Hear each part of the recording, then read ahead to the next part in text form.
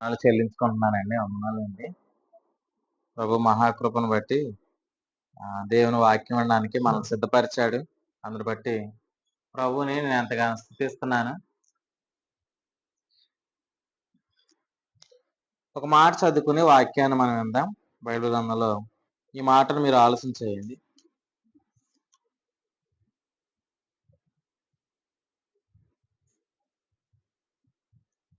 అపోస్తల కార్యం గ్రంథం మొదటి అధ్యాయము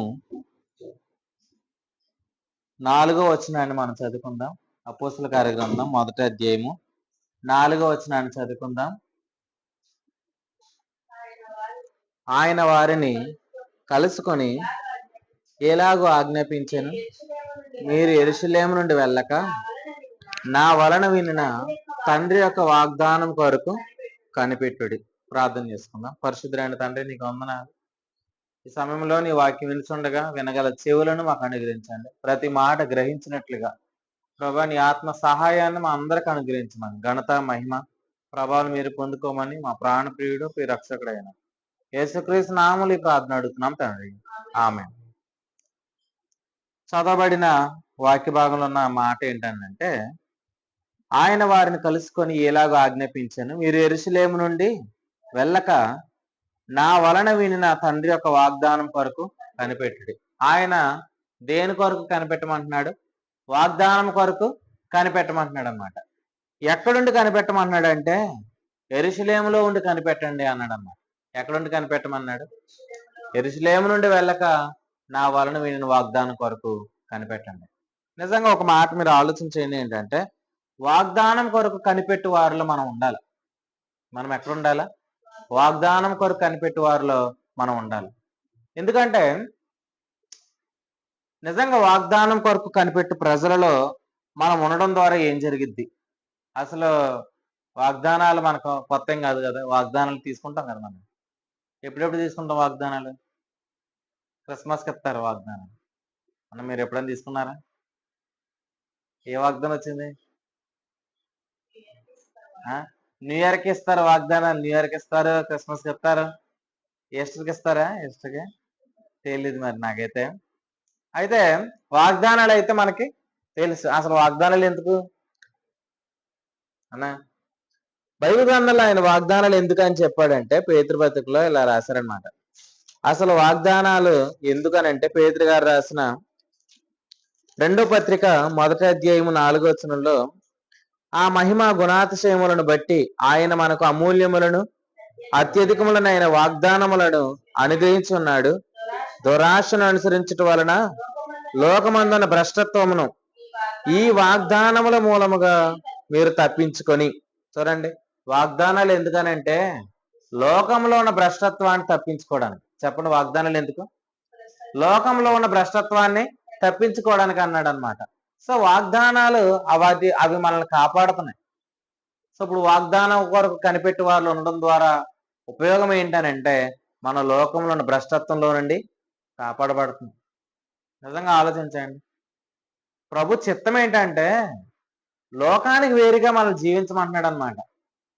అంటే మనం వేరు, లోకము వేరు. చెప్పండి, మనము లోకం ఒకటేనా, లోకం మనం వేరే అనా? మనము లోకం వేరేని ఎలా చెప్తాం? మనం ఎక్కడున్నాం? లోకంలోనే ఉన్నాం. మరి లోకంలో ఉన్న మనం మనం వేరని ఎలా చెప్తాం అనా? మన ఆలోచనలు ఎలా ఉంటాయి ఉదయం లేచినప్పటి నుంచి? ఇప్పుడు మనం ఎలా ఆలోచిస్తాం, బయట ఉన్నవారు కూడా అలాగే ఆలోచిస్తున్నారు కదా. ఏం తినాలి, ఏం త్రాగాలి, ఇప్పుడు ఇవన్నీ మనం ఆలోచిస్తాం, బయట వారు ఆలోచిస్తారు. సో ఇంకా చెప్పండి, అన్న ఆలోచనలు అని చెప్పారు. లోకం మనం వేరని ఎలా చెప్తాం? వాళ్ళకి వాక్యం తెలియదు, మనకి వాక్యం తెలుసు. దానిని బట్టి మనం వేరు. ఓకే, ప్రభుత్వ స్తోత్రం. అక్క మీరు చెప్పండి ప్రియాక, వాళ్ళు మనం వేరని ఎలా చెప్తాం? చాలా కారణాలు ఉన్నాయి. మీరు ప్రార్థన చేస్తారు, ఎవరికి? పరలోకం తండ్రి అంటారు, వాళ్ళ తండ్రి అని అనరు. మీలో పరిశుద్ధాత్ముడు ఉన్నాడు, వారిలో లేడు. మీరు నీతిమంతులు, వారు పాపులు. మీరు అక్కడ కూర్చున్నారు, వారు ఇక్కడ కూర్చోలేదు. ఇంకేం కారణాలు ఉన్నాయి? మీరు ఆ లెక్కన ఆలోచిస్తే చాలా కారణాలు ఉన్నాయి. కానీ ఒక విషయం ఆలోచించండి, లోకం మనమైతే వేరు అనేది ఫస్ట్ ఆఫ్ ఆల్ మనం గమనించాలి. మనం క్రీస్తు నందున్నామని అంటే మనము వేరు, లోకము వేరు. లోకమంతా దృష్టిని ఎందుకు పడి ఉన్నది, కానీ మన ప్రభువు నందు మనం ఉన్నాము. అంటే లోకము మనము వేరు. అయితే మీరు లోకానికి వేరుగా జీవించండి అన్నాడు కదా. లోకానికి వేరుగా జీవించడానికి ప్రభు ఏమిస్తున్నాడంటే మనకి వాగ్దానాలు ఇస్తున్నాడు. ఎన్నన్నా వాగ్దానాలు ఎన్నున్నాయి? అమూల్యములను అధికములు అన్నాడు అనమాట. అంటే చాలా వాగ్దానాలు ఉన్నాయి. అంటే వాగ్దానం ఇస్తున్న ప్రతిసారి ఆయన నాతో ఏం చెప్తున్నాడు అని అంటే, లోకంలో నుండి ఆయన నన్ను సెపరేట్ చేస్తున్నాడు అనమాట, ప్రత్యేకపరుస్తున్నాడు. అలా సెపరేట్ చేయడం ద్వారా నేను ఏమవుతున్నానంటే దేవ స్వభావం నందు పాలువాడవుతున్నానమాట. అంటే ఆ స్వభావాన్ని ప్రభు నాలో నింపుతున్నాడు. వాగ్దానాలను నమ్మడం ద్వారా, వాగ్దానాలను బట్టి జీవించడం ద్వారా నేను ఎలా జీవిస్తున్నానంటే దైవ స్వభావంతో జీవిస్తున్నాను. ఎలా జీవిస్తున్నాను అంటే దేవుడు ఎలా ఆలోచిస్తాడో నేను అలా ఆలోచించగలుగుతాను. దేవుడు ఎలా జీవిస్తాడో నేను అలా జీవించగలుగుతాను. అలా జీవించగలుగుతామా అన్నా? దేవుడు ఎలా జీవించగలుగుతాడో మనం అలా జీవించగలుగుతామా? జీవించడానికి ఆయన అన్నాడు, ఏమన్నాడు? వాగ్దానాలు. అందుకే మరి అంతే కదండి. వారు శరీరాన్ని అనుసరిస్తున్నారంటే వారికి వాగ్దానాలు లేవు. కానీ ఆయన నాకు వాగ్దానాలు ఎందుకు ఇస్తున్నాడంటే ఆ స్వభావంలోనికి నేను రావాలని ఆయన కోరుకుంటున్నాడు. ఒక మాట ఇలా అంటాను ఏంటంటే, అమూల్యమైన అత్యధికమైన వాగ్దానాలు ఇవ్వడానికి గల ప్రాముఖ్యమైన కారణం ఏంటంటే లోకంలో ఉన్న భ్రష్టత్వాన్ని తప్పించుకోవడానికి అనే మాట మనం ఇక్కడ గమనిస్తున్నాం. లోకంలో ఉన్న భ్రష్టత్వం ఏంటనంటే ఎఫెసీ పత్రికలో ఇలా రాశారనమాట. చదవండి ఒకసారి. లోకంలోని భ్రష్టత్వం ఏంటంటే ఎఫెసీలకు రాసిన పత్రిక 2వ అధ్యాయము 3వ వచనాన్ని చదువుకుందాం.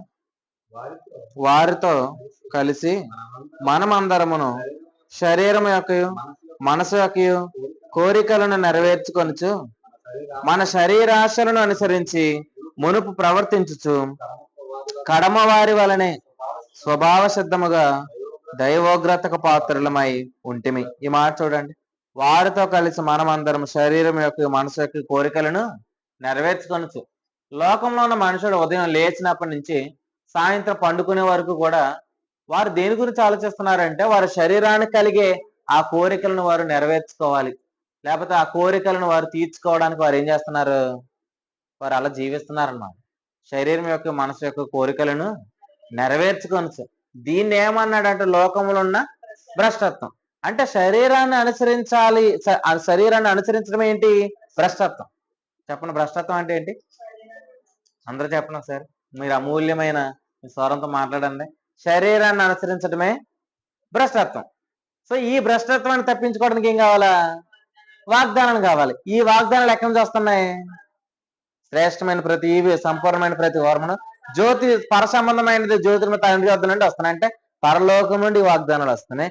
అవి నన్ను ఎలా జీవింపజేస్తాయి? పరలోకంలో ఎట్లాంటి జీవితం ఉందో అట్లాగే నన్ను జీవింపజేస్తాయి. అంటే పరలోకంలో ఎట్లాంటి వాళ్ళు లేరు? శరీరం గలవారు లేరు, శరీరాన్ని అనుసరించే వాళ్ళు లేరు. ఉన్నారంటారా? పరలోకంలో శరీరానుసారులు లేరు. మరి ఎక్కడున్నారు?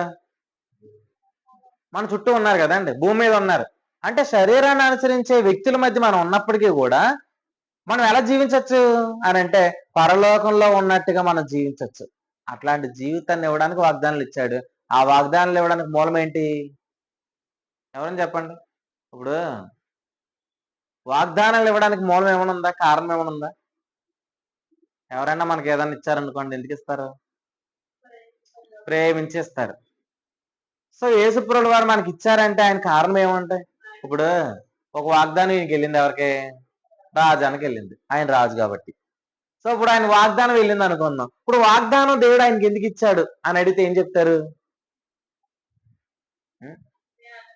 ఇప్పుడు రవి గారికి ఒక వాగ్దానం ఇచ్చాడు. రవి గారికి వాగ్దానం ఇచ్చాడంటే ఎందుకు ఇచ్చాడు చెప్పండి? లోకంలో ఉన్న వారికి ఎందుకు ఇవ్వలేదు? లోకం వేరు, మీరు వేరని మొట్టమొదటి చెప్పుకున్నాం కదా. ఇప్పుడు మీరు వేరండి, లోకము వేరు. మీరు ఎవరు? దశరథ బతికలు అన్నాడు, విశ్వసించిన వారు, ఆత్మను కలిగిన వారు. ఇలా చెప్పన దేవుని వలన ప్రేమించబడిన ప్రియులు. ఆయన మీకే ఎందుకు వాగ్దానం ఇస్తున్నాడు అంటే ఆయన మిమ్మల్ని ఎక్కువగా ప్రేమిస్తున్నాడు కాబట్టి. ఎలా అనుకోండి ఒకసారి మనసులో, ఆయన నన్ను ప్రేమిస్తున్నాడు. నేను మనసులో అనుకోమన్నాను. సరే ఇప్పుడు బయట చెప్పండి అయితే. ఆయన నన్ను ప్రేమిస్తున్నాడు. ఆయన ప్రేమిస్తున్నాడని ఎలా చెప్తాం? వాగ్దానాలు ఇస్తున్నాడు కాబట్టి. అంతే కదండి. నిజంగా ఒకరోజు ఇందాక మాట్లాడుతున్నాడు, ప్రభు చెప్పింది ఏంటంటే, ఆయన బేతనియాలో ఫ్యామిలీ ఉన్నారనమాట ప్రభుకి. ఆ ఫ్యామిలీ అంటే ప్రభుకి ఇష్టం. ఆ ఫ్యామిలీ ఎవరంటే మార్త, మరియా, లాజరు. ఓ ఫ్యామిలీ అక్కడ ప్రభుకి పరిచయం అనమాట. సో బేతనియాకి ప్రభు ఎప్పుడు వెళ్ళినా కూడా ఎక్కడికి వెళ్తాడు? వాళ్ళ ఇంటికి వెళ్తాడు. సరే, మనం ఇలా ఆలోచించేద్దాం. అక్కడ మాట రాశాడు ఏంటంటే, ప్రభు వారిని ప్రేమిస్తున్నాడని రాశాడు అనమాట. ఇప్పుడు నిజంగా ప్రభు ప్రేమిస్తున్నాడు లేదో తెలుసుకోవాలి. తెలుసుకోవడానికి ఏమైందనంటే, ఒకరోజు లాజర్ చనిపోయాడు అనమాట. ఏమయ్యాడు? లాజర్ ఎవరనంటే ప్రభు ప్రేమించినవాడు. లాజర్ ఎవరు? ప్రభు ప్రేమించినవాడు. ప్రభు ప్రేమించినవాడు చనిపోతే ప్రభు ఏం చేశాడంట? యోహాను సువార్త 14వ అధ్యాయంలో ఉందన్నమాట. ఏంటంటే 35వ వచనంలో, యేసు కన్నీళ్లు విడిచెను కాబట్టి యూదులు అతనిని ఎలాగో ప్రేమించనో చూడడని చెప్పుకొనిరి. అంటే యేసుప్రభుల వారు లాజర్ చనిపోయాడు అనే విషయం తెలియగానే ఏం చేశాడంట? ఆయన కన్నీళ్లు విడిచాడన్నమాట. నిజంగా ఆలోచించండి, ఆయన కన్నీళ్లు విడిచాడు. సో దానిని బట్టి ఏమనుకుంటున్నారు? అసలు యేసుప్రభుల వారికి అతను అంటే ఎంత ఇష్టమో, ఎంత ప్రేమ అనుకున్నాడు అనమాట. అసలు వాళ్ళు చెప్తాను ఏంటంటే, ప్రభు 43వ వచనంలో ఆయన చేసిన పని ఏంటంటే, ఆయన అలాగూ చెప్పి లాజరు బయటికి రమ్మని బిగ్గరగా చెప్పక, చనిపోయిన వాడు కాళ్ళు చేతులు ప్రేత వస్త్రములతో కట్టబడిన వాడై వెలుపలికి వచ్చెను, అతని ముఖమునకు రుమాలు కట్టబడి ఉండను. అంటే ప్రభు అతను ప్రేమించాడు అనేది ఎలా కనపరిచాడు? కార్యముగా కనపరిచాడు. ఎలా కనపరిచాడు? కార్యముగా. ప్రేమకు అనేది ఆయన ఏమిచ్చాడు? కార్యం ఇచ్చాడు అనమాట. ఇలా చెప్తాను, వారిని ప్రేమించాడని చెప్పేసి వారి జీవితంలో ఆయన లాజర్ని బయటికి తీసుకుని వచ్చాడు. ఇప్పుడు లాజర్ బయటకు వచ్చాడంటే వారిని ఏం చేసినట్టు అన్న? ప్రేమించినట్టు. ఇప్పుడు నేను ప్రేమిస్తున్నానని చెప్పేసి ఏం చేయలేదు అనుకోండి, ప్రేమించినట్ట ప్రేమించినట్ట? చెప్పండి, ప్రేమించినట్ట ప్రేమించినట్ట? అక్క నేను ప్రేమించాను అన్నాడు, కానీ ఏమి ఇవ్వట్లేదు. చెప్పండి, పేరుకేమో పదం ఏంటి? ప్రేమ. నీ పేరేంటి? ప్రేమ. ఇప్పుడు ప్రేమిస్తున్నాను అని చెప్పేసి ఏమి ఇవ్వట్లేదు అనుకున్నది ప్రేమించినట్టు ప్రేమించడం కాదా? అయ్యో నార్మల్ గానే చెప్పండి అన్న.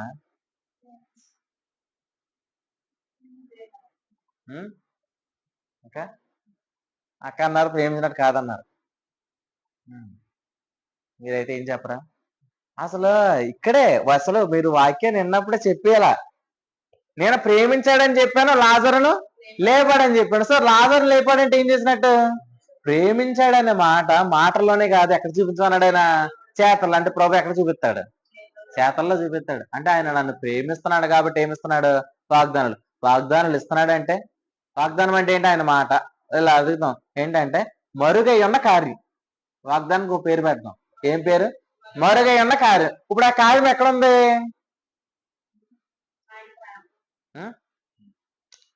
ఆ వాగ్దానం కార్యమే కదా, మరుగైన కార్యమే కదా. ఆ కార్యం ఎక్కడుంది?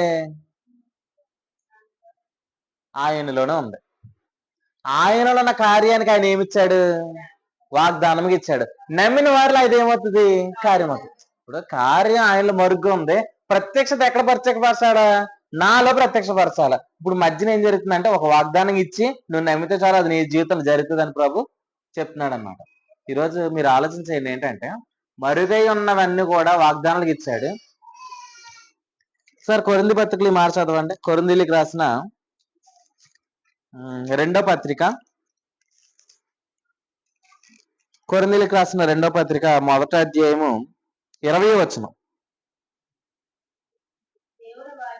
దేవుని వాగ్దానములు ఎన్ని అయినను అన్ని క్రీస్తునందు అవునన్నట్టుగానే ఉన్నవి గనుక మన ద్వారా దేవునికి మహిమ కలుగుటకై అవి ఆయన వలన నిత్యములై ఉన్నవి. ఈ మాట చూడండి, పుట్టినోట్లు ఏముందండి? ఆమేన్. సరే అందరూ ఆమేన్ చెప్పండి. ఆమె ఆమెన్ అంటే అర్థం ఏంటి? అలాగ జరుగును గాక, ఎలాగ జరుగును గాక. ఆయన ఎన్ని వాగ్దానాలు ఉన్నాయో అవన్నీ కూడా ఎలా ఉన్నాయంట క్రీస్తునందు? అవునన్నట్టుగా ఉన్నాయంట. చెప్పండి ఒకసారి అవునానండి. అవును. అవుననంటే ఏది అవును? ఆయనలో ఆయన వాగ్దానాలన్నీ అవును. ఇవన్నీ అవుననే మాట ఎక్కడుంది? క్రీస్తులోనే ఉంది. అంతే కదండి. కొన్ని మాటలు అవునా అని మన జీవితంలో మనం చెప్పలేం. ఎందుకు? మన ద్వారా అది అవ్వదు అన్నట్టు ఉంటదన్నమాట. కానీ ప్రభువులో ఎలా ఉందంటే అదంతానే అవును, అవును, అవును. మీరు ఆలోచించండి. అవుననే దాన్ని ఎప్పుడు గట్టిగా అంటాం అండి? ఇది అవును, ఖచ్చితంగా ఇది జరుగుతుంది అని దేన్ని బట్టి చెప్తాం? ఆ? అయిపోద్దని తెలిసినప్పుడు. అవదని తెలిస్తే అంత అలాగే అనలేం. అయిపోతుందని తెలిసినప్పుడు ఖచ్చితంగా అవును, అయిపోతుందని ధైర్యంగా మాట్లాడతాం. ప్రభువులే ఇట్లాంటి భావన ఉందేంటి? అవును అనే భావన ఉందా తప్ప అవ్వదు అనే భావన ఆయనలో లేదు. అవునని ఇంత ధైర్యంగా ఎలా చెప్తున్నామంటే అసలు ఇన్ని వాగ్దానాలు వెల్లడి దేని బట్టి అవుతున్నాయో తెలుసా? యేసుప్రభుల వారు అక్కడ జీవించడాన్ని బట్టి. చెప్పండి. యేసుప్రభుల వారు అక్కడ జీవిస్తున్నాడు కాబట్టి నాకు ఇన్ని వాగ్దానాలు కలుగుతున్నాయి. ఆయన అక్కడ జీవించడానికి ముందు ఏం జరిగింది? ఆయన పరలోకంలోకి వెళ్ళడానికి ముందు ఏం జరిగింది? ఆయన ఈ లోకంలో చనిపోయాడు, సమాధి చేయబడ్డాడు, తిరిగి లేచాడు. లేచిన తర్వాత ఎక్కడికి వెళ్ళాడు? పరలోకం. ఆయన పరలోకానికి వెళ్ళడానికి ముందు మూడు జరిగినాయి. ఏంటి ఆ మూడు? చెప్పండి. ఆయన చనిపోయాడు, సమాధి చేయబడ్డాడు, ఆయన తిరిగి లేచాడు. ఈ మూడు మాటలు పట్టుకోండి. ఆయన చనిపోయాడు, సమాధి చేయబడ్డాడు, తిరిగి లేచాడు. ఇప్పుడు ఆయన ఎక్కడున్నాడు? సో నాలుగో మొక్క పరలోకంలో ఉన్నాడు కాబట్టి ఏం వస్తున్నాయి? వాగ్దానాలు వస్తున్నాయి. ఈ వాగ్దానాలు మనకు రావడానికి కారణం ఈ మూడు మొక్కలు. ఈ మూడు మొక్కలు ఏంటి? ఆయన చనిపోయాడంటే నాకేం కలిగింది? నాకు నీతి కలిగింది, పాప విముక్తి కలిగింది. ఆయన తన కుమారుడిగా నన్ను చేసుకున్నాడు. సో ఈ విషయాన్ని బట్టి ఇప్పుడు పరలోకం నుండి నా దగ్గరికి ఏం వస్తున్నాయంటే వాగ్దానాలు వస్తున్నాయి. ప్రభుకు స్తోత్రం, హల్లెలూయా. నీ దగ్గరికి ఎందుకు వస్తున్నా అంటే ఆయన నిన్ను ఎలా చూస్తున్నాడు? నీతిమంతుడిగా చూస్తున్నాడు, పరిశుద్ధుడిగా చూస్తున్నాడు. ఈరోజు ఈ వాగ్దానాలన్నీ పొందుకునే వారి మధ్య మనం ఉండాలి. మొదటి మాట ఏంటంటే ఆయన వాగ్దానం కొరకు కనిపెట్టి ప్రజల మధ్య మనం ఎప్పుడు కూడా ఉండాలన్నమాట. ఎందుకంటే అలా ఉండడాన్ని బట్టి మన జీవితంలో ఏం కలుగుతుందని అంటే నిరీక్షణ కలుగుతుంది. నా జీవితంలో ప్రభు కార్యం చేయబోతున్నాడు. అవునన్నట్టుగా ఉన్న ఆయన కార్యాలు మనం ఏం చేయగలుగుతాం అంటే మాట్లాడగలుగుతాం. ఎక్కడనంటే అట్టి సహవాసం మనం ఉండాలండి. మీరు వాగ్దానాలు మాట్లాడతారా? మాట్లాడుదురు గాక. వాగ్దానాలు ఆయన ఎందుకు మాట్లాడాడు? అది జరుగుతుందని కన్ఫర్మేషన్ ఆయనకు ఉంది. వాగ్దానాలు మనం ఎందుకు మాట్లాడాలా? అది జరుగుతుందని కన్ఫర్మేషన్తో మనం మాట్లాడాలి. అర్థమైందండి? ఆమేనంటే అర్థం ఏంటి? అది జరుగుతుంది. ఈరోజు మన జీవితంలో ఈ ఆమేన్ అన్న మాట ఎక్కువగా వాడదాం కాదు. అంతే కదండి. ఎంత ధైర్యంగా అడగాలండి. ఒక మాట చెప్పనా? రోడ్లు వేస్తానని చెప్పేసి చనిపోయాడు అనుకోండి, రోడ్లు వేస్తాడు అనుకోవచ్చా? అన్న రాజన్న రోడ్లు వేస్తానని చెప్పాడు. చెప్పానని చెప్పేసి అతను లేడు అనుకోండి, ఇప్పుడు రోడ్లు వేస్తాడని నిరీక్షణ మనకు ఉంటుందా? ఉండదు. ఇప్పుడు నా జీవితంలో ఒక వాగ్దానం ఇచ్చి ఆ వాగ్దానం కొరకు నేను ఉన్నాను అన్నాడు అన్నప్పుడు ఆయన నిరీక్షణ, ఆ వాగ్దానం విషయంలో ఎంత నిరీక్షణ కలిగి ఉండొచ్చు? అంతే కదండి. ఇది చేస్తానని చెప్పినోడికి ఇంకేం లేదంట? మరణం లేదు. ప్రభుకి ఏం లేదు? మరణం లేదు. ఆయన చనిపోయాడంటే ఇప్పుడు ఆయన ఎంత నిశ్చయంగా చేస్తాడు? అందుకే గట్టిగా పట్టుకోమన్నాడు వాగ్దానాన్ని. ఏం చేయమన్నాడు? నువ్వు ఎంత గట్టిగా పట్టుకుంటే నువ్వు అంతగా ఏం చేయగలుగుతావు? నిరీక్షణ కలిగి ఉండగలుగుతావు. ఎంత నిరీక్షణ కలిగి మనం జీవిస్తున్నామో ప్రభు ఎలా అంటున్నాడు ఏంటంటే అంత త్వరగా ఆయన కార్యం చేయగలుగుతాడు. హల్లెలూయా. మీ జీవితంలో ప్రభు కార్యం చేయను గాక. అసలు మీరు వాగ్దానాన్ని నమ్మండి. ఆ వాగ్దానాలే లోకంలో ఉన్న భ్రష్టత్వం నుండి అని మనం తప్పిస్తాయి. ఇప్పుడు జాగ్రత్తగానండి. అబ్రహాం జీవితంలో ప్రభు ఒక వాగ్దానం చేశాడు. ఏంటి ఆ వాగ్దానం? అన్న రవి అన్న, నేను నీకు ఒక కుమారుని ఇస్తాను, కుమారుని ఇస్తానని వాగ్దానం చేసినప్పుడు అబ్రహాము ఎవరి దగ్గరికి వెళ్ళకూడదు? హాగర్ దగ్గరికి వెళ్ళకూడదు. అన్న రవి అన్న జాగ్రత్తగా. అబ్రహాముకి కుమారుని ఇస్తానని దేవుడు చెప్పాడు. ఇప్పుడు అబ్రహాం ఎక్కడికి వెళ్ళకూడదు అని అంటే హాగర్ దగ్గరికి వెళ్ళకూడదు. కానీ అబ్రహాం ఎక్కడికి వెళ్ళాడు అంటే ఇప్పుడు హాగర్ దగ్గరికి వెళ్ళడం ఏంటి? వ్యభిచారం. దానికి ఒక పేరు పెట్టండి, లోకమందన్న భ్రష్టత్వం. ఆ భ్రష్టత్వం రావడానికి కారణం ఏంటి? అబ్రహాం నమ్మాడు ఆ వాగ్దానాన్ని, నమ్మాడు. కానీ ఆ వాగ్దానాలు ఏం చేయలేదు, నిలిచి ఉండలేదు. ఆ విషయంలో నిరీక్షించలేదు. ఎవరు ఇప్పుడు మీరు ఆలోచించండి. ఇప్పుడు వాగ్దానం ఎవరిలో నెరవేరాలా? అబ్రహాం భార్య పేరు ఏంటి? శారా. ఇప్పుడు కుమారుని ఇస్తానన్న వాగ్దానం ఎవరి జీవితంలో నెరవేరాలా? శారాలో నెరవేరాలా.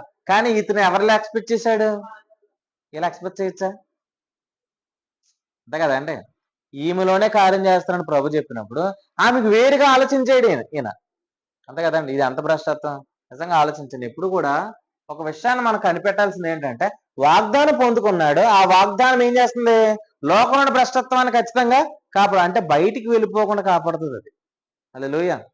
అంటే లోకంలో పాపం చేయకుండా ఉండాలన్నా కూడా సీక్రెట్ ఏంటంటే ప్రామిస్ పొందుకోవడమే, వాగ్దానాన్ని పొందుకోవడమే. అది నన్ను ఏం చేస్తుంది? కాపాడబడుతుంది. యాకోబు పత్రికలో అన్నాడు అనమాట. ఏంటంటే మోసపోకుడి. ఎలా అన్నాడు? ఏంటంటే శ్రేష్టమైన ప్రతి ఈవియు సంపూర్ణమైన ప్రతి వరమును జ్యోతిర్మడు తండ్రి వద్ద నుండి వచ్చును. అంటే మీరు మోసపోవద్దు అన్నాడు. మరి మీకు కావాల్సిన ఎక్కడి నుంచి వస్తాయన్నాడు? తండ్రి వద్ద నుండి వస్తాయన్నాడు. ఇప్పుడు నాకు కావాల్సినవన్నీ ఎక్కడి నుంచి ఎక్స్పెక్ట్ చేస్తున్నాను నేను? పైనుండి. అక్కడ మోసపోవద్దని ఎందుకు అన్నాడు? అంటే మనం ఎక్కడి నుంచి ఎక్స్పెక్ట్ చేస్తాం? లోకంలో నుండి ఎక్స్పెక్ట్ చేస్తాం. ఎక్కడి నుంచి? లోకంలో నుండి కలిగేదంతా కూడా ఏముంది? మోసం ఉందన్నాడు. కానీ పైనుండి వచ్చే దాంట్లో ఏం లేదు, మోసం లేదు అన్నా. మోసం చేసే వాళ్ళు ఎక్కడున్నారు? దొంగలు ఎక్కడున్నారు? దోచుకునేవారు ఎక్కడున్నారు? భూమి మీద ఉన్నారు. కానీ దొంగలు ఎక్కడ లేరు. మన తండ్రి ఎవరు? ఆయన మంచివాడు. అంటే అక్కడి నుండి మనకు వచ్చేవన్నీ మంచివే. అవి మనల్ని ఏం చేయవు? మోసం చేయవండి. మోసం చేయవంటే అవి మనమేమో మనం మోసపోము. కానీ లోకంలో నుండి వచ్చేవన్నీ మన జీవితంలో ఏం చేయొచ్చు? మోసం చేయొచ్చు. లోకంలో ఉన్నవాడు ఎవరు అని అంటే మోసం చేసేవాడు, మోసపుచ్చేవాడు అని ఉంది. ఎక్కడుంది? ప్రకటన 12 అధ్యాయంలో దుష్టుడు ఎవరు అని అంటే మోసపుచ్చేవాడు అని ఉంది. కానీ ప్రభు మోసం చేసేవాడు కాదు. అందుకే మనం అందరం కూడా ఇలా అనుకుందాం ఏంటంటే, లోకంలో ఉన్న వాటిని బట్టి మోసపోకుండా ఉండాలంటే ఖచ్చితంగా మనం పరలోకం నుండి పొందుకోవాలి. చెప్పండి, ఎక్కడి నుంచి పొందుకోవాలి? ఆరోగ్యం కూడా ప్రభు ఎక్కడి నుంచి చేస్తాడు? పరలోకం నుంచే. ధనం ఎక్కడి నుంచి చేస్తాడు? పరలోకం నుండి. ఇంకా చెప్పండి, ఇంకేముంటా? పిల్లలు ఎక్కడి నుంచి? పరలోకం నుండే. ఇంకా చెప్పండి. పనులు పరలోకం నుండే, పరిస్థితులు కూడా పరలోకం నుండి. ఇలా చెప్తాను ఏంటంటే పరలోకం నుండి ఎందుకన్నానంటే అసలు యేసుక్రీస్తు నమ్మిన వారి జీవితం ఎక్కడ ఉంది కాబట్టి పరలోకం నుండే చూస్తున్నాను నేను. మీరు చూడండి, నాకు కావాల్సినవన్నీ కూడా ప్రభు పట్టుకెళ్ళి ఎక్కడ పెట్టాడంట? పరలోకంలో పెట్టాడంట. ఇప్పుడు నాకు కావాల్సినవన్నీ ఎక్కడ ఉన్నాయి? ఇప్పుడు పరలోకం నుండి నేను ఏం చేస్తున్నాను? నిరీక్షిస్తున్నాను. నాకు అక్కడి నుంచి వస్తుంది, అక్కడి నుంచి వస్తుందని కనిపెడుతున్నాను. ఇప్పుడు బిక్క వాళ్ళు అలాగే ఎవరైనా కనిపెడతారా? పరలోకం నుంచి కాసేపులో రాబోతుందని ఎవరైనా అనుకుంటారా? ఎవరు అనుకోరు. ఎందుకంటే పరలోకంలో నుండి నిరీక్షిస్తున్న ప్రజలు ఎవరము? మనమే. హల్లెలూయా. అసలు ఇలా చెప్తాను ఏంటంటే అక్కడ నుండి వచ్చే వాటిలో ఏ మోసం కూడా లేదు. అంటే మన జీవితంలో మనం ఏమో మోసం. ఇలా చెప్పిన ఈ లోకంలో ఉండే ధనం మనల్ని ఏం చేస్తుంది? ఖచ్చితంగా మోసం చేస్తుంది. అంతే కదండి. ఎంత మోసం చేస్తుందనంటే మీరు ఒక మాట ఆలోచించేయండి. ఏంటంటే ఈ లోకంలో ఉన్నది ఏదైనా కూడా మన జీవితంలో అది మోసం చేసేదానికే కారణమవుతుందని ప్రభు చెప్పాడనమాట. ఒక విషయాన్ని మీరు ఆలోచించేయండి. బైబిల్ గ్రంథంలో ఒక వ్యక్తి మోసపోయాడు అనమాట. ఎవరు అని అంటే ఇస్కరియోతు యోధ. ఎవరు? ఇస్కరియోతు యోధ మోసపోయాడు. ఎలా మోసపోయాడు అని అంటే యేసుప్రభువు వారిని అమ్మేస్తే అతనికి ఎంత ఇస్తానన్నారంటే సుమారు 30 వెండి నాణేలు ఇస్తానన్నారన్నమాట. ఎన్ని నాణేలు? 30 వెండి నాణేలు ఇస్తానన్నారన్నమాట. ఇప్పుడు ఆ 30 వెండి నాణేలు ఉంటే ఏం చేయొచ్చు? మీరు చెప్పండి.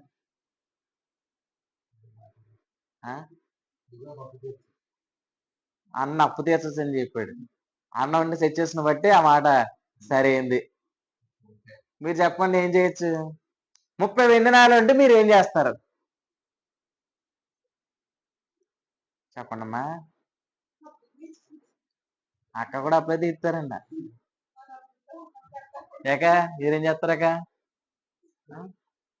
చెప్పండి. స్టీఫెన్కి ఒక బంగాళం వెండి మొలతాడు చేస్తారా అండి? ఏం పేరు మర్చిపోయాను. లావణ్య గారు మీరు చెప్పండి. 30 వెండి నాణాలు మీకు ఇస్తే ఏం చేస్తారు? అంతే కదండి. ఫ్రిడ్జ్ కొనుక్కుందాం అనుకుంటారు, బీరువా కొనుక్కుందాం అనుకుంటారు, ఏదోటి కొనుక్కుందాం అనుకుంటారు లేదా? ఏది కొనుక్కోవాలని మనసు లేకపోతే అదంతా పట్టుకెళ్ళి ఎక్కడ పెడతారు? బీరువాలో పెట్టుకుంటారు. ఏదో ఒకటి చేసుకుందాం అనుకుంటారు కదా. ఇస్కరియోతు యోధా కూడా ఏమనుకున్నాడు? మాక్సిమం మీరు ఏం చేస్తారంటే బీరువాలో పెడతారు అనుకున్నాను నేను.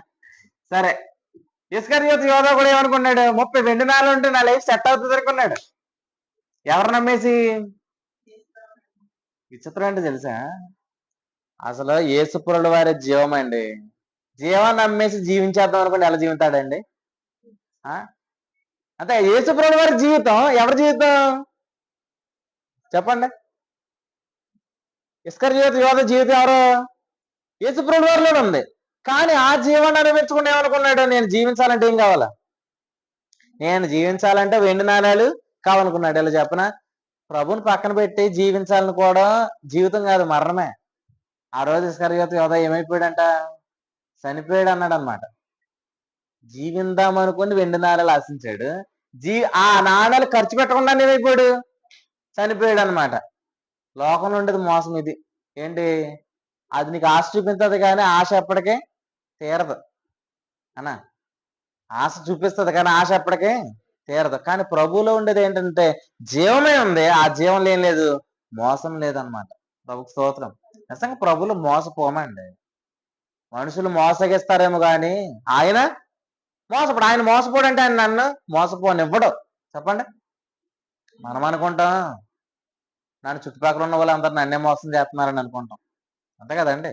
ఇప్పుడు ఎవరు మంచి వాళ్ళు ఎవరు చెడ్డోళ్ళు మనకు తెలుస్తుందా? అంత చూడడానికి దొంగలు కూడా ఎలా ఉంటారు? కానీ ప్రభువులు చెప్తున్నారు ఏంటనంటే వారిలో నుండి కూడా మనల్ని ఏం చేస్తాడంట? ఇలా చెప్పనా, యోసేపు ఉన్నాడు. యోసేపు అన్నదమ్ములు ఎలా ఉన్నారంట? అతని మీద పగబెట్టేశారంట. ఎంత పగబెట్టేశారంటే చంపేయడానికి తెగించేశారనమాట. ఇంత పగబెట్టిన మనుషులు ఉన్నారు. కానీ వారికి కూడా యోసేపు ఏం పట్టుకుని వెళ్ళాడు? భోజనాన్ని పట్టుకుని వెళ్ళాడు. అంటే కొంతమంది వ్యక్తులు మనం అంచనా వేయలేం.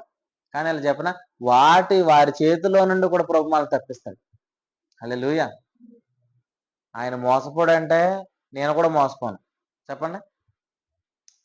ఆయన జీవిస్తున్నాడు కనుక నేను జీవించనన్నాడు. ఆయన మోసపోడు అంటే నేను కూడా మోసపోను. ఈరోజు మనం మోసంలో పడిపోకుండా కాపాడేది ఎవరు? ఆయన. ఏ మోసంలో? ఇంకా నా దగ్గర ఏదో ఉంది అని చూపిస్తుంది కదా లోకం. ఇంకా నా దగ్గర ఉంది, ఇంకా నా దగ్గర ఉంది అని అంటుంది కదా. ఇదంతా కూడా మోసం. ఆ మోసంలో నుండి బయటికి తీసుకొచ్చేది ఏంటంటే ఆ వాగ్దానాలే. ఈరోజు ఆ వాగ్దానాలు పొందుకొని గుంపులో మనం ఉందుము గాక. మీరు ఆలోచించండి. ఎంత ఎక్కువ వాగ్దానాలు పొందుకుంటే అంతగా మనం ఏమవుతున్నట్టు? అంతగా లోకంలో ఉన్న భ్రష్టత్వాన్ని తప్పించుకుంటున్నట్టు. అంటే ప్రతి విషయంలోనూ కూడా మనం ఏం పొందుకుంటాం? దైవ స్వభావంలో పాలువారం అవుతాం అన్నమాట. ప్రభుకు స్తోత్రం. ప్రభు అట్టి కృపతో మనల్ని అందరూ కూడా నింపును గాక. నిజంగా ఆలోచించండి. ఏంటంటే ఇస్కరియోతు యోధ మోసపోయాడు అనమాట. అలా బైబిల్లో మోసపోయిన వాళ్ళు చాలా మంది ఉన్నారనమాట. ఖచ్చితంగా అట్టి మోసంలో నుండి మనల్ని విడిపించడానికి ఎవరిని పెట్టాడు అని అంటే పరిశుద్ధాత్మను పెట్టాడు. ఆ ఆత్మ ద్వారా మనకి ఏమిస్తున్నాడు అని అంటే వివేకాన్ని ఇస్తున్నాడు. ఏంటి? ఇది నిజం కాదని చెప్తున్నాడు అనమాట. ఇప్పుడు ఎక్కడి నుంచి రావాలా నా జీవం? పరలోకం నుండి రావాలి. ఓకే ప్రియాక, మీ లైఫ్ ఎక్కడి నుంచి రావాలా? మరి లోకం నుంచి వస్తే దాన్ని ఏమంటారు? సరే, ఇలా అడిగితే చెప్పండి. తప్పుగా అనుకోకుండా మాట్లాడండి. ఇప్పుడు అబ్రహాం గారికి కుమారుడు ఎవరి నుంచి రావాలా? శారాలో నుండి రావాలా. ఎవరిలో నుండి వచ్చాడు? హాగర్లో నుండి వచ్చాడు. దీన్ని ఏమంటారన్న బెక్క వల్ల? ఇప్పుడు మీరు చెప్పండి, బెక్క వల్ల అలా జరిగితే ఏమంటారు దాన్ని?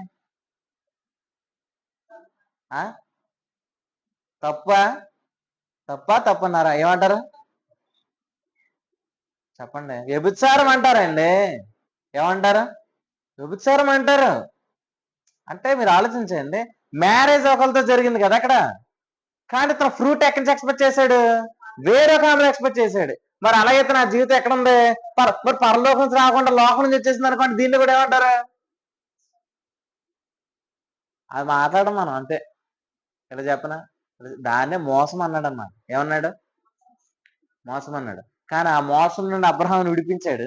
దాసి కుమారుని వెళ్ళగొట్టాడు. ఈ రోజు కూడా ఏదైతే నన్ను మోసపుచ్చిందో ఆ మోసపుచ్చిన దాని నుండి ప్రభు నన్ను విడిపించి ఈ రోజు నన్ను కృపలోకి తీసుకొచ్చాడు అన్నమాట. ప్రభుకు స్తోత్రం. హల్లెలూయా. ఈరోజు మనం మోసపోకుండా కాపాడుతుంది ఏంటో తెలుసా? ప్రభువేనండి. కొన్ని కొన్ని మోసాలు మనం పడేద్దామని వ్యక్తులు ఆలోచించారు, కానీ మనం పడకుండా ఏం చేశాడు ఆయన? కాపాడాడు. అందుని బట్టి ప్రభుని మనం స్తుతించాలి.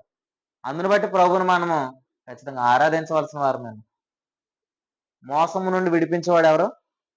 ఆయనే. చిన్నగా ఒక మాట చెప్పి నేను ముగిస్తాను. ఈరోజు చర్చిల్లో ధర్మశాస్త్రం చెప్తున్న వాళ్ళు ఉన్నారు కదా. ఏం చెప్తారు? ధర్మశాస్త్రం అంటే ఏంటంటే రాజన్న, మీరు మర్చిపోయారా? అక్కడికి వెళ్ళి వైజాగ్ వెళ్ళి, వైజాగ్ నీళ్లు పడలేనట్టున్నాయి, మర్చిపోయాను. చెప్పండి. ఇప్పుడు ధర్మశాస్త్రం ఏం చెప్తున్నారు? 10 ఆజ్ఞలు చెప్తున్నారు. ఇప్పుడు 10 ఆజ్ఞల ద్వారా నీతిమంతులు అవుతారా? అవరు. అవరనేది అలా తెలుసా? తెలీదు. ఇలా చెప్పనా? ఇప్పుడు 10 ఆజ్ఞలు చెప్తున్నారు, 10 ఆజ్ఞల ద్వారా నీతిమంతులు అవరు. అవరని వాళ్ళకి తెలియకుండా వాళ్ళు ఏం చేస్తున్నారు? అవుతామేమోనని ప్రయత్నాలు చేస్తున్నారు. అవుతామేమోనని ప్రయత్నాలు చేస్తే ఎప్పుడు అవుతారు వాళ్ళు?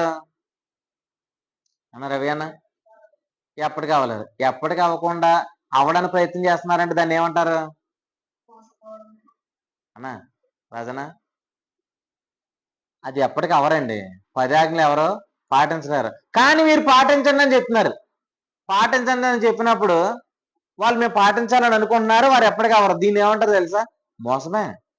నా వల్ల కాని దానిని మళ్ళీ నాకిచ్చి చేయమంటున్నారంటే దాన్ని ఏమంటారు? మోసమే కదా. ఇలా అంటారు, దాన్ని అవివేకం కూడా అంటారనమాట. ఒకప్పుడు మనం మోసపోయాం, కానీ ఇప్పుడు ప్రభు మనల్ని ఏం చేస్తాడంటే ఆ మోసంలో నుండి విడిపించాడు. ఇలా అంటే ఏంటంటే ఏదో చేయకుండా ఉంటే అవుతాననేది ఒక మోసం. చెప్పండి, దుష్టుడు మనల్ని ఎలా మోసగిస్తున్నాడు తెలుసా? ప్రభు ఇప్పుడే చెప్పాడు ఆ మాట. ఏంటంటే దుష్టుడు మనల్ని ఎలా మోసగించాలనుకుంటున్నాడంటే, నేను ఏదో చేసి నీతిమంతుడు అవ్వాలని చెప్తున్నారు చూడండి, దాంట్లోనే మోసం ఉంది. అందులో ఎలా మోసం ఉందని అంటారా? మీరు ఆలోచన చేయండి అన్న. ఇప్పుడు అబద్ధం ఆడొద్దని నేను మీతో చెప్పాను అనుకోండి, మీరు ఏమనుకుంటారు? డజన్ ఏమనుకుంటారు? మామూలుగా చెప్పండి. ఆడకుండా ఉండాలి, కానీ ఆడకుండా మీరు ఉండగలుగుతారా? ఉండలేరు. అంటే ఆడకుండా ఉంటే మీరు నీతిమంతులు అవుతారని చెప్పాను, కానీ అబద్ధం ఆడకుండా ఉండి ఎవరు కూడా నీతిమంతులు అవలేరు. అది తెలియకుండా నేనేం చేస్తున్నాను మిమ్మల్ని, మీరు ఆడకుండా ఉండండి, ఆడకుండా ఉండండి అన్నాను. మీరు ఏమనుకుంటున్నారు? నేను ఆడకూడదు ఆడకూడదు అనుకుంటా, అది మీ వల్ల అవ్వట్లేదు. దీన్ని ఏమంటారంటే ఇది ఒక ముసుగు అంటారు. ఆ ముసుగు వేస్తే ఏమవుతారు? మోసపోతారు అనమాట. ముసుగులు ఏమవుతారు?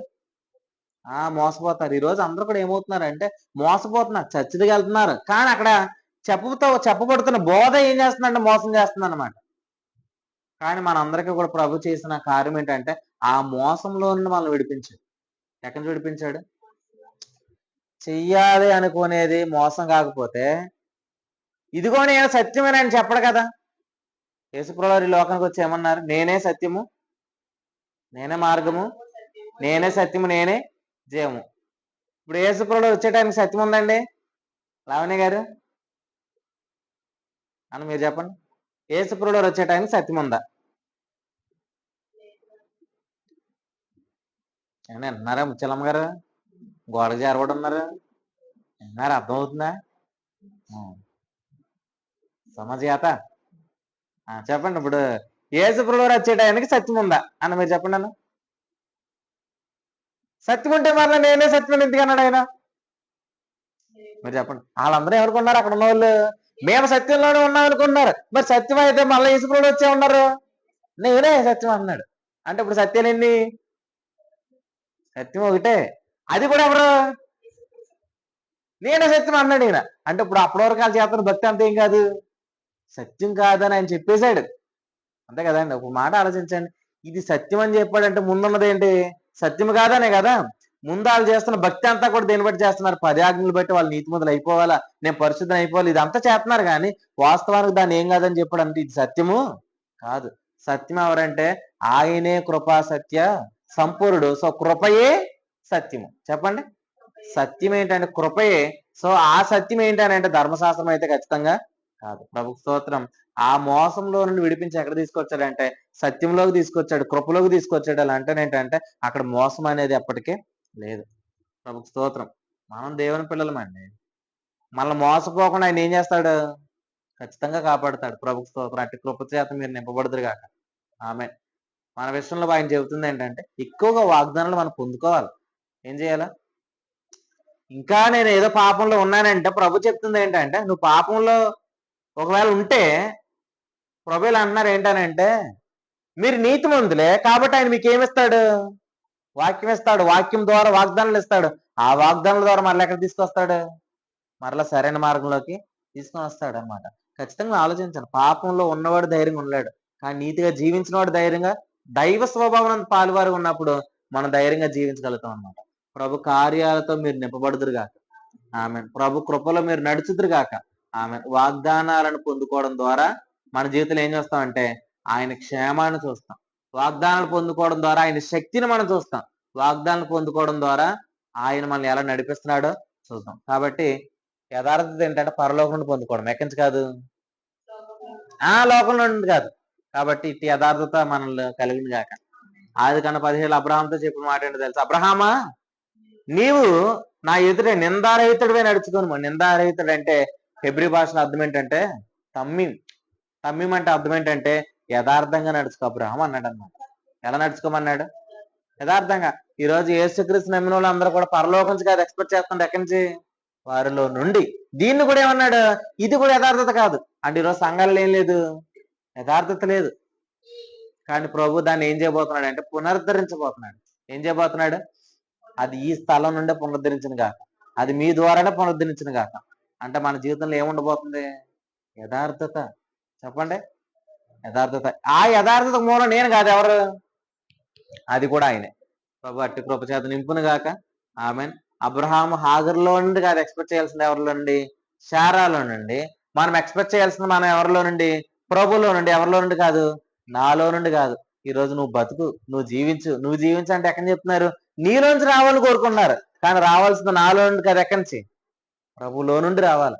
అది వస్తే నాలో ఉన్న చేతులు కూడా ఏం చేస్తుంది? తొలగిస్తుంది. అట్టి కృపతో నింపిన ప్రభుకు స్తోత్రం. ఒకప్పుడు అడవిలో ఒలివ చెట్లమే మనం. అంటే ఎలా పెరుగుతారు? అడవిలో చెట్లు ఎలా పెరుగుతాయి అన్న? అడ్డదిండగానే పెరుగుతాయి. ఎందుకంటే ఇలా పెరగాలని ఎవరు చెప్పరాదు నీకు. అందుకని అదే కర్రలు పెట్టి వీళ్ళని ఇలా పెంచాలని ఏముండదు. అడ్డదిండగానే పెరుగుతాయి. ఒకప్పుడు మనం ఎలా పెరిగాం? అలా పెరిగాం. అట్లాంటి మనల్ని నరికి ఏం చేశాడంట? ఊరికి వదిలేదు. ఎవరు పెట్టాడు? ప్రభువులు వంటి కట్టాడంట. ఇప్పుడు నాకు కావాల్సినంత కూడా ఎక్కడి నుంచి రావాలా? నా వేరు నాలో లేదుక. నన్ను ఏం చేశాడంటే నన్ను నరికేసి నన్ను ప్రభువులు అంటి కట్టాడు అనమాట. ఇప్పుడు నా వేరెవరు? యేసుక్రీస్తే. ఇప్పుడు నాకు కావాల్సినంత ఎక్కడి నుంచి రావాలా? ప్రభులో నుండి రావాలన్నమాట. ఆయనకి వేరుగా ఉందనుకుంటే చచ్చిపోతుంది. అంతేనా? లేదు లేదు నేను ఎక్కడున్నానని చెప్పేది అక్కడి నుంచి మరలో బయటకు వస్తుంది అనుకోండి, ఏమవుతుంది? నాకు వేరుగుండి మీరు ఏమీ చేయలేరు అన్నాడు అనమాట. సో ఖచ్చితంగా ఆయనలో నుండి పోషణ, ఆయనలో నుండి సంరక్షణ అలా వచ్చినప్పుడు ఏమన్నాడు? మీరు బహుగా ఫలిస్తారు. ఖచ్చితంగా మీరు ఆలోచించండి. ప్రభు మన ఆలోచనలన్నీ ఎరిగినవాడు కాబట్టి అన్ని విషయాల్లో కూడా ఆయన సహాయం చేస్తాడు. ఆయన కూడా చెప్పాడు ఏంటంటే ఆయన యందు నిలిచి ఉండుడి. చెప్పండి. ఆయన యందు నిలిచి ఉండుడి. వాగ్దాన భూమిలో నిలిచి ఉండుడి. వాగ్దానంలో నిలిచి ఉండుడి. యెరూషలేములో నిలిచి ఉండుడి. రోమపత్రిక 5:2 కృపలో నిలిచి ఉండుడి. ఆత్మలో నిజంగా ఆలోచించండి. అక్కడ నిలిచి ఉండడం ద్వారా మనం ఏం చేస్తాం? ఖచ్చితంగా క్షేమాన్ని ఖచ్చితంగా చూస్తాం. కాసేపట్లో కాకులు వస్తే ఆహారం తీసుకొస్తాయి అన్నప్పుడు ఏలి ఎక్కడున్నాడంట? సారేతాన వద్దరున్న ఒక కేరూతు వాగు దగ్గర దాగుముండమంటే అతను అక్కడే ఉన్నాడంట. ఏమొస్తాయని నమ్మాడు? కాకులు వస్తాయి. ఎన్ని వస్తాయి? కాసేపట్లో ఆహారం తెస్తాయంటే ఏమంటారు? ఇంకా భోజనం చేయలేదు కదా మీరు. చెప్పండి. కాసేపట్లో మీరు భోజనం చేయకండి. అది పొద్దుంది కానీ కాకులు వస్తాయంటే ఏమంటారు? కానీ ఏలి ఎక్కడ ఉన్నాడంట? కేరూతు వాగు దగ్గర ఉన్నాడంట. నేను ఎలా అడుగుతాను మాట చెప్పండి. ఇప్పుడు ఆ వాగు దగ్గర ఉంటే కాకులు వస్తాయని అన్నాడు కదా. అంటే ఇప్పుడు లొకేషన్ ఏం పెట్టాడు? లొకేషన్ ఏంటి? ఆర్డర్ పెట్టారు. జొమాటోలో ఆర్డర్ పెడితే ఎవరు తీసుకొస్తారు? కాకులు తీసుకొస్తే అవి ఆకాశంలో వస్తాయి అన్నారు కదా. ఇప్పుడు లొకేషన్ ఏంటి? ఇప్పుడు ఆ లొకేషన్ దాటి వెళ్ళిపోయారు అనుకోండి, ఆ కాకులు వస్తాయి వెళ్ళిపోతాయా? మీరు చెప్పండి. ఇప్పుడు ఈయన లొకేషన్ దాటి వెళ్ళిపోయిన ఇప్పుడు కాకులు ఎక్కడికి వస్తాయి? లొకేషన్ దగ్గరికి వస్తాయి. లొకేషన్ ఏంటి? కేరూతు వారి దగ్గరికి వస్తాయి. ఇప్పుడు ఏళ్ళు అక్కడ కనబడిపోతే కాకులు ఏం చేస్తాయి?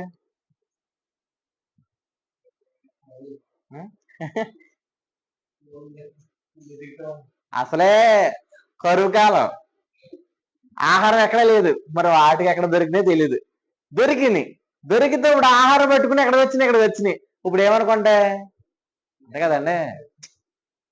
ఇప్పుడు ఎవరికో బంధువులు వస్తారని చెప్పేసి మిక్చర్ తెచ్చాం, బంధువులు రారండి అనుకోండి, మిక్చర్ ఏం చేస్తాం, మనమే తినేస్తాం. అలా కాకులు కూడా ఏం చేస్తాయి, ఏ లేక తెచ్చినాయి, ఏ లేక లేడు కాబట్టి ఏం చేస్తారు, అవి పండగ చేసుకుంటాయి అన్నమాట కరువు కాలం. ఇలా చెప్పనా, నిలిచి ఉంటేనే చూస్తాం, నిలిచి లేకపోతే అంటే నువ్వు ఎక్కడికి వెళ్ళినా కాకులు వచ్చేస్తాయి అన్నప్పుడు ఆ వాగు దగ్గర ఉండా నేను చెప్పక్కర్లేదు కదా ఆయన, అక్కడే ఉండమన్నాడు అంటే అక్కడే కార్యం చూస్తావు. నువ్వు ఎక్కడ బలిపీఠం కట్టావో అక్కడే ప్రభు నిన్ను దర్శిస్తాడు తప్ప ఐగుప్తులు అయినా దర్శించడు. ఖచ్చితంగా ప్రభుకు స్తోత్రం. ఆయన ఎక్కడ ఉండమన్నాడు, మీరు అక్కడే ఉందిరు గాక.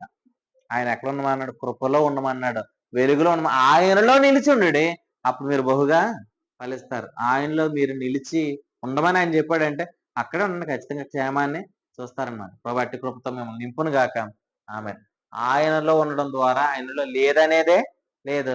ఆయన వాగ్దానాలు ఆయనలో ఎలా ఉన్నాయంటే అవునన్నట్టుగా ఉన్నాయి, అవన్నీ నిత్యముగా ఉన్నాయి. చెప్పండి ఎలా ఉన్నాయి అంటే నిత్యముగా నువ్వు కార్యాన్ని చూస్తావు. ఆమె నిత్యముగా కానీ ఖచ్చితంగా ఎందుకు చెప్పాడంటే ఆయన బతుకున్నాడండి. చెప్పండి ఎలా చెప్తారు, ఆయన బతుకున్నాడు కాబట్టి ఖచ్చితంగా చేస్తాడు. ప్రభు స్తోత్రం. అట్టి కృపతో ప్రభు నింపును గాక. ఆమె ప్రార్థన చేసుకున్నాం. పరిశుద్ధుడైన తండ్రి నీకు వందనాలు, ఇచ్చిన సంగతులన్నిటిని బట్టి నీకు స్తోత్రాలు. నిలిచి ఉంటే చూసే కార్యాలు, నిలిచి ఉంటే ప్రభా మా యందు నీవు చేయబో గొప్ప కార్యాలను బట్టి నీకు స్తోత్రాలు చెల్లించుకుంటున్నాం ప్రభా. అవును తండ్రి, ఇస్కరియోతు యోధ మోసపోయాడు ప్రభా, అది ఆ ధనమే జీవమని నమ్మాడు, కానీ ఆ జీవాన్ని నమ్మేశాక అతనికి అర్థమైంది ఆ జీవం యేసుక్రీస్తు అని. మా జీవితంలో ప్రభా నీవే మా జీవం ప్రభా. ప్రభా ఆ జీవం పరలోకం నుండి మీరు మాకు ఇస్తున్నారు ప్రభా. లోకంలో నుండి జీవం లేదు ప్రభా, అది మమ్మల్ని జీవం, లోకంలో ఉన్న జీవం అది మోసం, కానీ పరలోకంలో ఉన్న జీవం ప్రభా అది మా జీవితంలో వాస్తవమైన జీవం. అందుని బట్టి స్తుతిస్తున్నాం ప్రభా. ఆ జీవం వైపే లక్ష్యం ఉంచినట్లు ప్రభా, యెరూషలేము నుండి వెళ్ళక నా వాళ్ళని విని వాగ్దానం కొరకు కనిపెట్టాడని మీరు చెప్పిన మాటను బట్టి మేము మాట్లాడాం. వాగ్దానం కొరకు కనిపెట్టి ప్రజల్లో మేము ముందుగా కానీ ప్రభా లోకమందున భ్రష్టత్వాన్ని వాగ్దానం మూలంగా తప్పించుకున్నట్లు అత్యధికమైన వాగ్దానాలు మాకు ఉన్నాయి. వాటన్నింటిని కూడా మేము పొందుకున్నాడు. కృప కలుగును కాకని ఎక్కడున్న ప్రతి ఒక్కరిని మీరు జ్ఞాపకం చేసుకోండి ప్రభా. లోకంలో నుండి విడుదల కలగాలని అంటే ఆ యొక్క వాగ్దానాలు పొందుకోవాలని చెప్పారు. వాగ్దానాలు పొందుకున్న వారిలో మమ్మల్ని ఉంచండి, సదాకాలం మమ్మల్ని ఉంచండి. ఈ లోకంలో భ్రష్టత్వం తప్పించుకొని కృప సమృద్ధిగా దయచేయమని, అబ్రహాము యథార్థంగా నడుచుకోమని మీరు చెప్పినట్టుగా అట్టి యథార్థత మాలో కలుగును గాకని, నీ వైపే చూచుకొండలు కలుగును గాకని మా ప్రాణ ప్రియుడు ప్రియరక్షకుడైన యేసుక్రీస్తు నామం పేరటి ప్రార్థన అడుగుతున్నాం తండ్రి. Amen, amen, amen. అందరికి వందనాలండి. దేవుడు మిమ్మల్ని దీవించి ఆశీర్వదించింది. ఆమెన్.